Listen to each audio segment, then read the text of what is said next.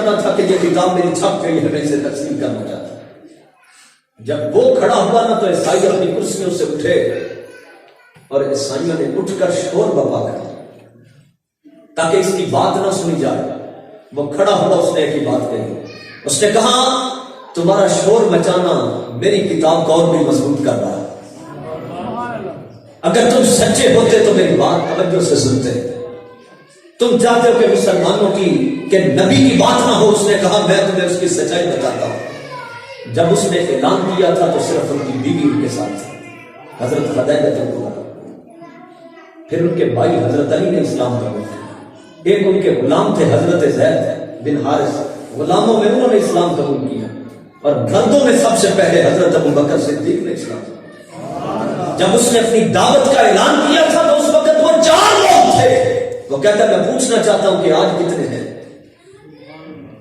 اتنی صدیاں گزر گئی، اگر اس پیغمبر کی دعوت اگر سچی نہ ہوتی تو بات وہی دب جاتی، لیکن ہر روز یورپ کے اندر دھڑا دھڑ لوگ اسلام قبول کر رہے ہیں۔ یہ بات بتا رہی ہے جو دین وہ لے کے آئے تھے اب دین سچا صرف وہی ہے۔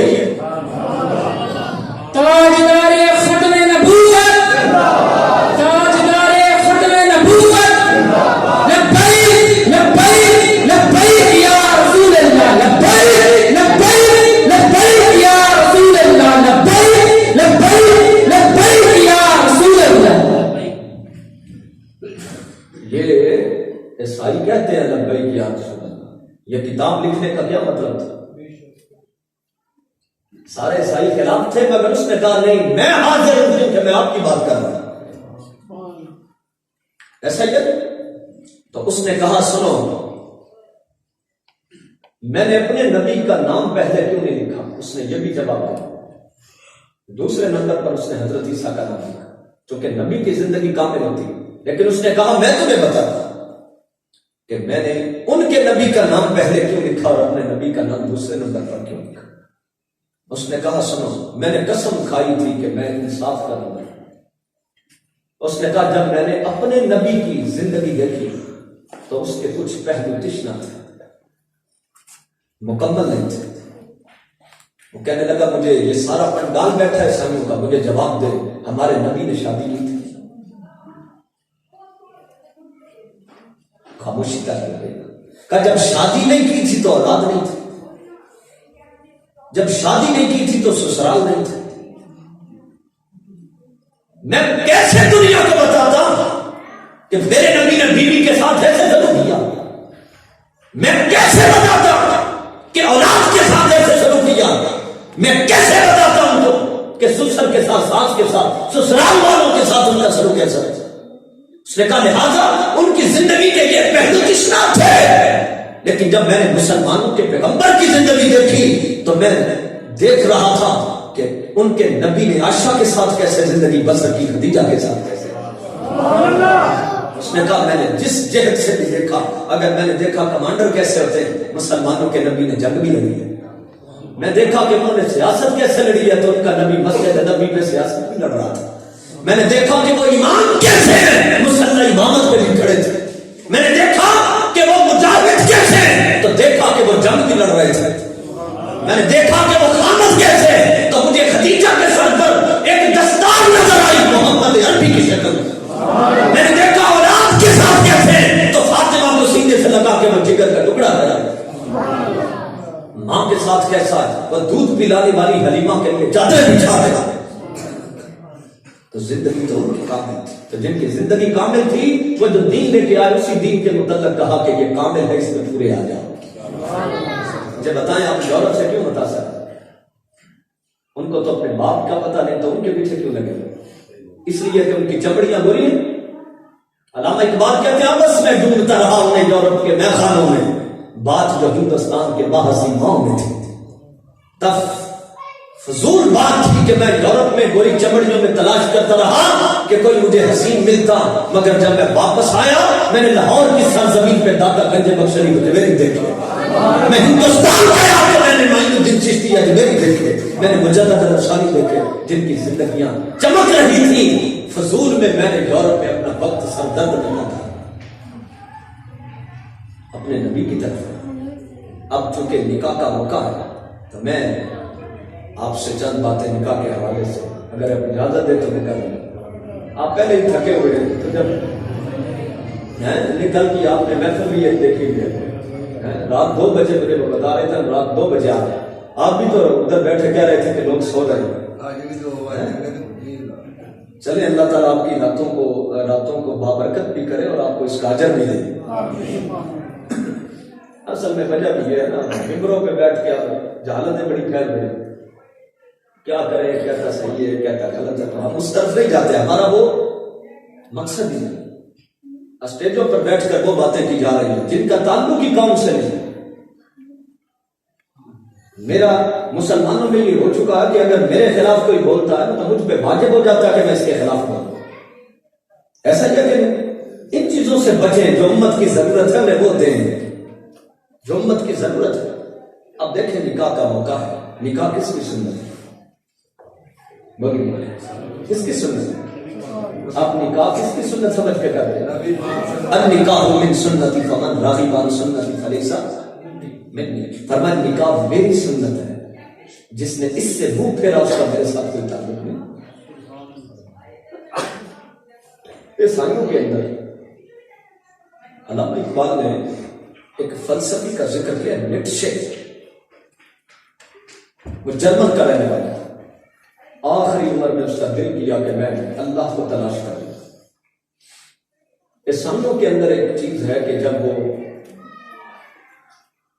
اللہ کی طرف آنا چاہتے ہیں ان کے ہاں رہبانیت ہے. رہبانیت کا مطلب یہ ہوتا ہے بیوی بچے چھوڑ دیے جائیں.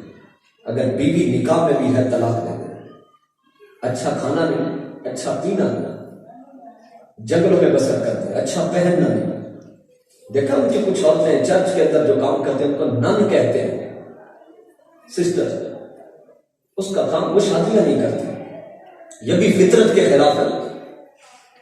لیکن ہمارے دین کے اندر تو اللہ کے رسول جب حضرت عائشہ صدیقہ کے کمرے میں داخل ہوتے اللہ کی وحی اترتی تھی. میں جس نے نکاح کیا اس نے اپنا آدھا ایمان شیطان سے محفوظ کر لیا. وہ نکاح نہیں کرتے لیکن ان کے چرچ میں سب کچھ ہوتا ہے. عیسائیوں کے ایسا ہوتا ہے کہ نہیں, کیونکہ وہ فطرت سے ٹکراتے ہیں. تو فطرت سے ٹکر لیں گے تو اس کا نتیجہ حرام کاری نکلے گا. آج بھی اس لیے حرام کاریاں اور زنا زیادہ ہو رہے ہیں. ہم نے نکاح کو مشکل کر رکھا. تو اس نے طلاق دے دی اپنی بیوی کو, بچے چھوڑ دیے, جنگلوں میں چلا گیا. آخر اسی تلاش میں وہ مر گیا. علامہ اقبال جب جرمن گئے تو انہوں نے جا کے تو ایک لائبریری میں اس کی کتاب دیکھی.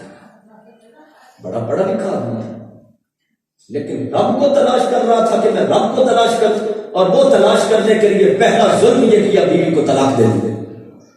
دوسرا ظلم اس نے بچے بھی چھوڑ دیے, لوگوں سے تعلق توڑ دیا. خود بھی اچھا کھاتا پیتا نہیں, ہڈیوں کا ڈھانچہ تھا, لیکن ہمارا پھر بھی کفر گیا. علامہ اقبال نے جب دیکھا تو آپ کی آنکھوں سے آنسو.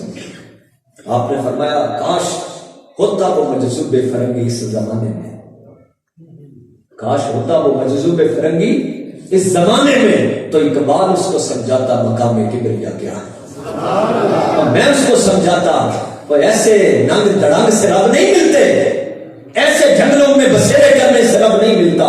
رب جب بھی ملتا ہے مصطفیٰ کی غلامی سے ملا کرتا ہے, ایسے تو نہیں ملتا تھا. اس نے طلاق دے دی. وہ جب بھی رب کے قریب ہونا چاہتے ہیں تو وہ طلاق دیتے ہیں, لیکن ہم نے جب بھی رب کے قریب جانا ہے نکاح کریں. اور نبی پاک صلی اللہ علیہ وسلم نے ارشاد فرمایا یا معاشر الشباب, فرمایا جوانوں, من استطاع منکم الباءۃ, تم میں سے جو بیوی رکھنے کی طاقت رکھتا ہے, یعنی نکاح کی طاقت رکھتا ہے, استطاعت رکھتا ہے, اور اس میں بے شمار چیزیں کہ تم میں سے جو نکاح کی طاقت رکھتا ہے وہ کیا کرے. اس میں سفلی جذبات کی تسکین بھی ہے. وہ اس پر قدرت رکھتا ہو کہ وہ اپنی بیوی کے ساتھ اس کے حق ادا کر سکتا ہو. دوسرا اس کا کپڑے دے سکتا ہو, اس کو رہائش دے سکتا ہو, نان رفقہ جس کو آپ کہتے ہیں, وہ دینے کی طاقت رکھتا ہو. منکم الباءۃ, تم میں سے جو اپنی بیوی رکھنے کی طاقت رکھتا ہو, فلیتزوج، آقا نے فرمایا میں اسے نصیحت کرتا ہوں وہ شادی ضرور کرے. اگر 2 کی طاقت رکھتا ہے تو 2 کرے، 3 کی رکھتا ہے تو 3 رکھے، 4 کی رکھتا ہے تو 4 کرے. ہم اصل میں بر صغیر میں رہتے ہیں، ایک ہی شادی کے اوپر ساری زندگی گزار دیتے ہیں، اور اگر کوئی دوسری شادی کا نام لے تو گھر والے ہی لٹ اٹھا دیتے ہیں. یہ تمہارا گزارا نہیں ہو سکتا. ہمارے نبی نے 11 شادیاں کی تھیں، حالانکہ وہ اس سے بھی زیادہ کی طاقت رکھتے ہیں، لیکن امتی کے لیے جس نے کلمہ پڑھا وہ صرف 4 شادیاں کر سکتا. رخصت ہے اسے. عدل کس کو آپ کہتے ہیں؟ بیوی اڑ جاتی ہے، عدل نہیں کرتا. زندگی بھر اس نے اپنی بیوی کو کبھی بھی کانٹا چبھنے نہ دیا ہو، ہاتھ کا چھالا بنا کے رکھا ہو، لیکن وہ دوسری شادی کا نام لے تو تڑپ اٹھتے ہیں، پھر خامیاں نکالنے لگ جاتے ہیں. اگر کوئی دوسری کی طاقت رکھتا ہو تو صرف ایک بیوی پر اکتفا کرنا مکروہ ہے. ایسا نہیں ہے کہ پہلی کو روٹی بھی نہیں دیتا، پوچھتا بھی نہیں، پھر دوسری کرے تو یہ گناہ ہے. لیکن اس کے حقوق سارے ہی پورے کرتا، پھر دوسری شادی سے بیوی روکے تو گناہ ہے. سمجھ آئیے مسئلے کی کریں؟ بولیے. صرف دوسری، ہر کسی کو شوق ہوتا ہے میں دوسری شادی کر لوں، مردوں کو شوق ہوتا، اور مرد صحیح پوچھے تو ایک بیوی کے لیے بنا ہونا. ہمارے ہاں مرد حرام کاری کر رہے تو ہمارے ساتھ پہ جھوٹ تک نہیں ملتی. وہ نکاح کر لے تو اس کو کہتے ہیں انہیں ان کٹا اپنے سر چکوانا. ایک کے 5 بچے ہیں، بیوی ہے، کوئی عورت ہے، جوان ہے، بڑھاپے میں جا کے سفید بال بھی ہے، شادی کا اس سے تعلق نہیں ہے، اس کے بال چٹے ہو گئے، اس کے پوتے پوتیاں جوان ہو گئے. رسول اللہ نے فرمایا جوان بندہ زنا کرے تو برا ہے، اگر برا کرے تو اس سے بھی برا ہے. کہ بوڑھا آدمی ہے، اس کی طاقت اتنی نہیں، مگر پھر بھی زنا کیا تو بہتر نہیں تھا کہ وہ بڑھاپے کی عمر میں کہتا میری شادی کرو تو کر دو. حضور کی سنت کی تکمیل کی بات کرتا ہے. وہ غلط کاری کرے تو اور بات ہے، وہ ہم کہتے ہیں کوئی بات نہیں، اولاد جوان ہو جاتی، ہم اپنے ابا جی کو شادی نہیں کرنے دیں گے. جو اس کے بعد اپنے ماں باپ کو روکے شادی کرنے سے شریعت کے گھٹنے میں. لیکن حقوق ادا کرنے ہیں. عورت جو حقوق عورت مانگتی ہے وہ آپ زندگی بھر کے پورے نہیں کر سکتے، لیکن وہ شریعت میں حق ہی نہیں ہے جو عورت کہتی ہے. جو حق ہے وَعَلَى الْمَوْلُودِ لَهُ رِزْقُهُنَّ وَكِسْوَتُهُنَّ بِالْمَعْرُوفِ. ظاہر وہ بھی شادی روکنے کا حق رکھتی ہے. وہ کیسے؟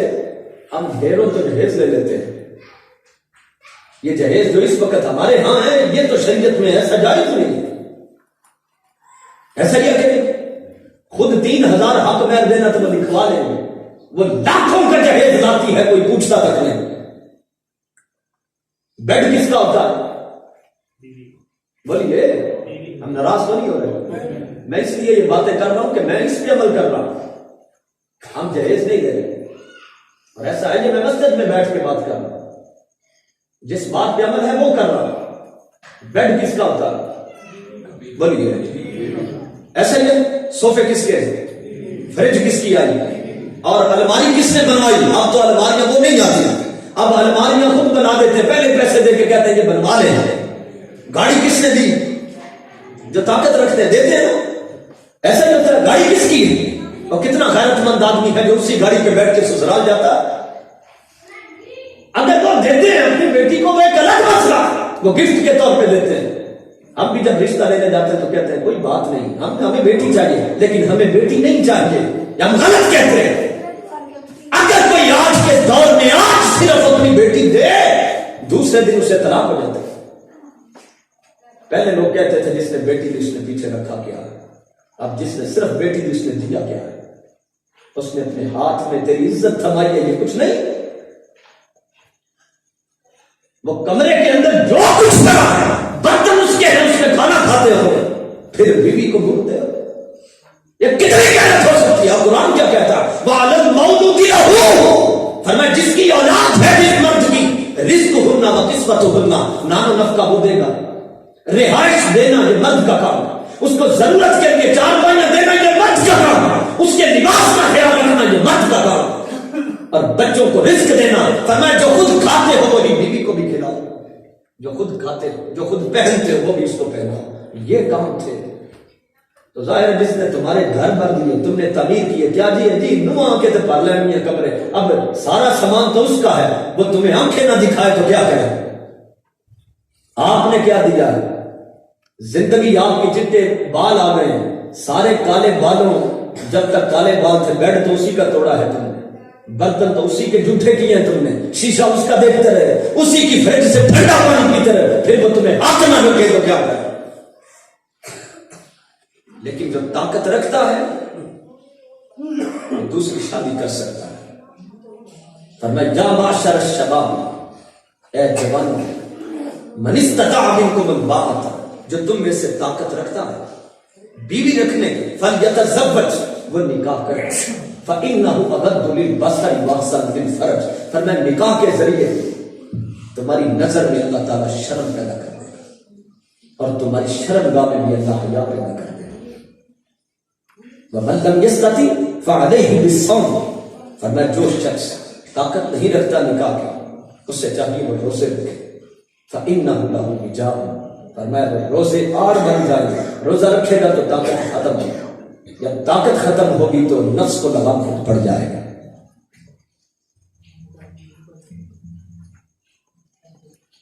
جو باتیں میں کر رہا ہوں اصل میں شریعت ہی ہے۔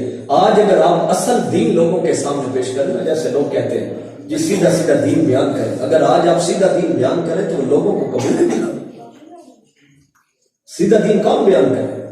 اب یہ دیکھیں میں نے یہ جہیز کے متعلق بات کی، ہو سکتا ہے کہ صبح ناراض ہو جائے،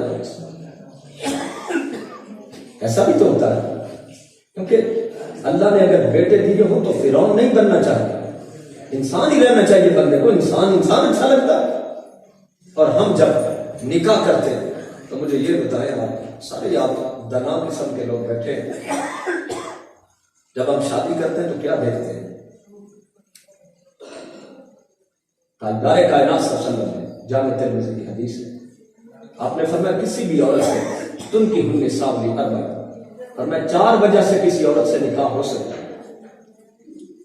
کتنی لوگ کرتے 4 وجہ سے، وہ کیسے؟ فرمایا ولی جمال کا، اس کے حسن و جمال کی وجہ سے، کسی شادی پہ کسی آگے پیچھے دیکھا کوئی لڑکا یا لڑکی دیکھی تو گھر والوں نے کہا خوبصورت ہے تو چلو شادی کریں، فطرت ہے نا انسان کا۔ فرمایا ولی جمال کا، پھر فرمایا ولی مالی کا، اس کے مال کی وجہ سے۔ لوگ مال دیکھتے ہیں تو بعض اوقات عمر بھی نہیں دیکھتے،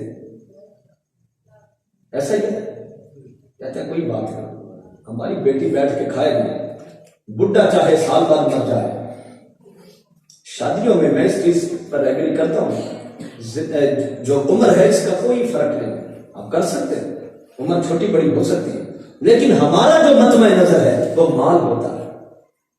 اور رسول اللہ نے ارشاد فرمایا جس نے کسی کا مال دیکھ کر شادی کی اللہ اس کا دین خراب کر دے گا، اور جس نے کسی عورت کا حسن دیکھ کر شادی کی اللہ اس کو فتنوں میں ڈال دے گا۔ آج ہم فتنوں میں پڑے ہوئے کہ نہیں؟ کیونکہ ہم نے شادی کے موقع پر حسن دیکھا تھا یا مال دیکھا تھا۔ پھر آقا نے فرمایا ولی حسبی، یا لوگ ذات پات دیکھیں گے، حسن نسب دیکھیں گے، اور پھر آقا نے فرمایا چوتھی چیز یہ ہے ولی دینیا، یا اس عورت کے دین کی وجہ سے اس سے شادی کی۔ صحابی رسول پوچھنے میں نے پوچھا ابو ہریرہ آقا میں کس سے شادی کروں؟ فرمایا فاظفر بذات الدین، فرمایا ہو سکے تو تو دین والی سے کرنا شادی۔ ہمارے پاس وہ چیز نہیں رہی، ہم دین دیکھتے ہی۔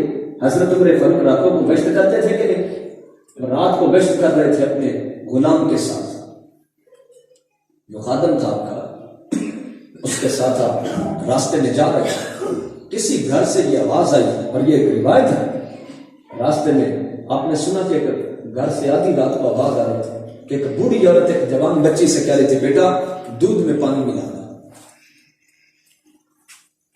اس نے کہا ماں تجھے معلوم نہیں کہ عمر فاروق رضی اللہ تعالیٰ نے امیر المومنین نے ہمیں منع کیا؟ تب وہ مائی کہنے لگی کہ بیٹا اس وقت عمر فاروق کون دیکھ رہا ہے؟ وہ کون سا دیکھ رہا ہے؟ تو بیٹی آگے سے جواب دینے لگی، وہ کہنے لگی ماں عمر فاروق نہیں دیکھتا تو عمر فاروق کا رب تو جانتا ہے کہ نہیں؟ وہ تو دیکھ رہا کہ حضرت عمر فاروق رضی اللہ تعالیٰ عنہ نے اپنے غلام اسلم سے کہا اور میں اس گھر کی نشانی رکھنا. جب صبح ہوئی تو اپنے سارے بیٹوں کو بلایا. آپ نے فرمایا سنو میں بوڑھا ہو رہا ہوں, مجھے شادی کی حاجت ہوتی تو میں ضرور کر لیتا, لیکن میں تمہیں مشورہ دوں گا کہ فلاں گھر کے اندر ایک کمواری بچی ہے, میں تمہیں مشورہ دوں گا کہ تم میں سے کوئی شادی کر لے اس سے پہلے کہ اس کا رشتہ کوئی اور مانگ لے. دیکھا کیا تھا آپ نے؟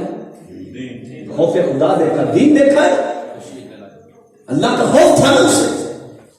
آپ نے یہ دیکھی ہم رشتے کیسے دیکھتے, اس کا باپ یہ فلاں عہدے پہ, اس کا بھائی باہر ہوتا ہے, ماں اتنا دے, ایسا ہی ہوتا ہے کہ نہیں؟ کار دیں گے, وہ گھر بنا کے دیں گے, بچے کا کاروبار سیٹ کر دیں گے. یہ سسرال والوں پہ ظلم ہے, اور ظلم قیامت کے روز اندھیرے کے سوا کچھ نہیں ہوگا. بیٹیاں آپ کی نہیں ہیں, ہمارے گھر نہیں, سب کی بیٹیاں. تو پھر جب ہم نے بیٹے کی شادی کرنی ہے تو پھر ہم ظالم کیوں بن جاتے ہیں؟ بیٹی کی کرنی ہے تو دین ہمیں یاد آ جاتا ہے جی کیا کریں, زمانہ بدل گیا, زمانے کو پتہ کوئی. تو جب بیٹے کی زمانہ کس نے خراب کیا تھا؟ چوہے اور بلیوں نے خراب کیا تھا. زمانہ نہیں بدلا, سورج پہلے بھی مشرق سے چڑھتا تھا, مغرب میں ڈوب جاتا تھا. ستارے اور چاند پہلے بھی آسمان پہ طلوع ہوتے تھے, زندگی موت پہلے بھی تھی. زمانہ تو ویسے ہی چل رہا ہے, ہم بدل گئے, زمانہ نہیں بدلا. انہوں نے کہا بیٹے شادی کر لیں. آپ کا سب سے چھوٹا بیٹا تھا عاصم بن عمر, وہ بھی کمارا تھا. آپ کے بیٹے کی وہاں شادی ہو گئی. آپ کو پتا پھر اس نسل سے کون پیدا ہوا؟ پتا آپ کی حضرت عمر فاروق رضی اللہ عنہ, آپ کے اس بیٹے سے ایک بچی پیدا ہوئی, اور اس بچی کے ہاں حضرت عمر بن عبد العزیز پیدا ہوئے, اور وہ تاریخ کے خلیفہ